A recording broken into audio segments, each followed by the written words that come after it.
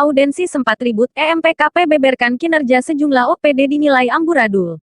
Kota Pasuruan. Pelayanan kita ini 2 hari. Kita ini sudah Mediaputrabayangkara.com. Elemen Masyarakat Peduli Kota Pasuruan (EMPKP) melakukan audensi ke kantor Wali Kota Kota Pasuruan, Jawa Timur pada Rabu, tanggal 4 November tahun 2020, sekira pukul 10 waktu Indonesia Barat. Mereka yang ikut dalam audensi ini, diantaranya Amin Suprayitno dari Ormas Pospera, Ayik Suhaya dari GMF KPPI, Abdul Qodir Syafi'i selaku tokoh masyarakat Pantura dan Bang Vicky nama panggilan dari LSM API. Saat audiensi hendak berlangsung, sempat diwarnai keributan dan aksi walkout dari EMPKP karena menunggu lama jajaran OPD bersama PJS Wali Kota Pasuruan Ardo Sahat yang saat itu masih melakukan koordinasi internal. KM, kasihan semua ini Pak, yang menengah. Ya, belum pengangguran juga banyak. Kan gitu Pak. Mall mangkrak, RPH mangkrak. Ya, terminal mangkrak Pak. Pengangguran banyak, kemiskinan banyak. Ini perlu dicatat. Kok kita datang baik-baik audensi ini Ibu Bapak. Kok ditakuti apanya yang ditakuti kita ini? Kita kritik Setelah kondisi emosi mereda, akhirnya audiensi dilanjutkan di ruang kerja PJS Wali Kota Pasuruan yang sebelumnya diadakan di salah satu ruangan yang berada di lantai atas. Dinas Kesehatan yang bersumber dari dana DPHCAT penyerapan kami, karena kami ada dua anggaran yang bersumber dari DPHCAT dan dana DAU. Yang DPHCAT penyerapan 93,91% per Oktober. Melalui audiensi yang dilakukan, EMPKP membahas sejumlah pokok permasalahan serta membeberkan terkait kinerja beberapa OPD yang ada dinilai amburadul, terutama selama di musim pandemi COVID-19 saat ini. Kinerja beberapa OPD yang dinilai tersebut mulai dari pelayanan dan penanganan kesehatan di RSUD Dr. Sudarsono, jam kerja ASN atau layanan termasuk di puskesmas, keberadaan pos checkpoint, hingga terkait penggunaan anggaran COVID-19. Dari audensi ini aja mereka tidak siap dan kita di sini disuruh menunggu seperti ini, apalagi untuk melayani masyarakat yang lain. Ini bukti bahwa mereka tidak bekerja secara profesional, dan terkesan kinerja sejumlah OPD di Pemkot Pasuruan masih amburadul karena ada miskomunikasi, ungkap Amin Suprayitno, selaku Wakil Ketua DPD Pospera Jatim. Pada kesempatan tersebut, Amin Suprayitno juga menyinggung terkait surat pemberitahuan audensi yang ternyata baru diposisikan ke PJS Wali Kota 2 hari kemarin atau pada Senin tanggal 2 November tahun 2020.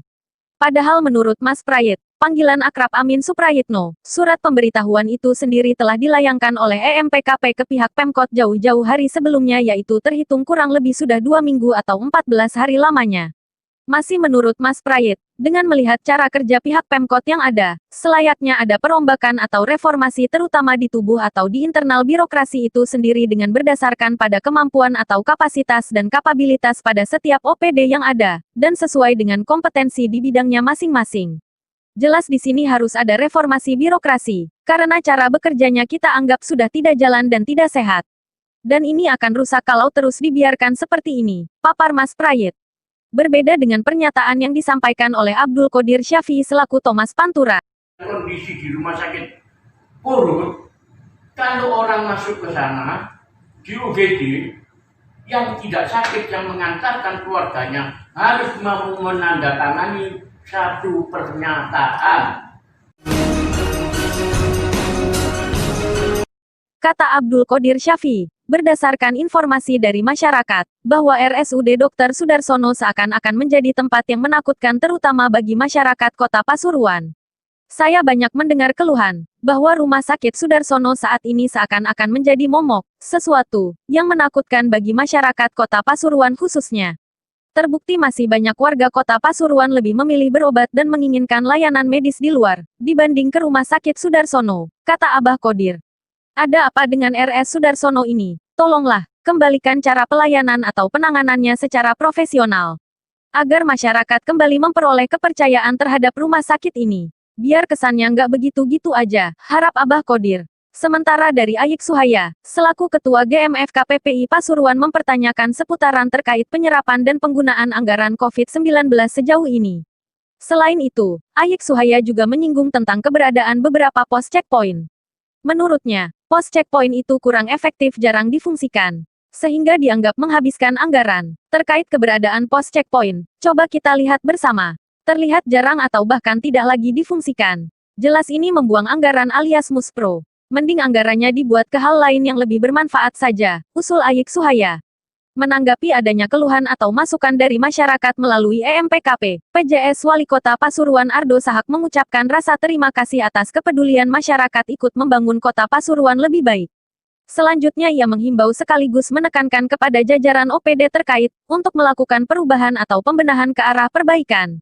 Baik di dalam hal layanan kesehatan, maupun yang lainnya. Menanggapi adanya keluhan ataupun masukan dari EMPKP yang salah satunya mengenai keberadaan pos checkpoint yang tersebar di sejumlah titik yang ada di Kota Pasuruan, Ardo Sahak juga menilai bahwa keberadaan pos checkpoint tersebut kurang berfungsi dengan baik serta tidak memberikan manfaat. Menyinggung terkait sistem jam kerja ASN atau pelayanan yang ada, PJS Wali Kota juga akan memberlakukan jam normal yakni mulai pukul 8 hingga pukul 15 waktu Indonesia Barat. Selain itu, PJS Wali Kota juga menyampaikan adanya pemberlakuan jam malam bagi para pelaku usaha seperti warkop, kafe ataupun rumah makan. Dalam hal ini, pihak Pemkot akan memberikan batasan hingga pukul 22 waktu Indonesia Barat atau paling malam pukul 23 waktu Indonesia Barat, malam. Demi memutus rantai penyebaran COVID-19. Anang tim MPB PAS.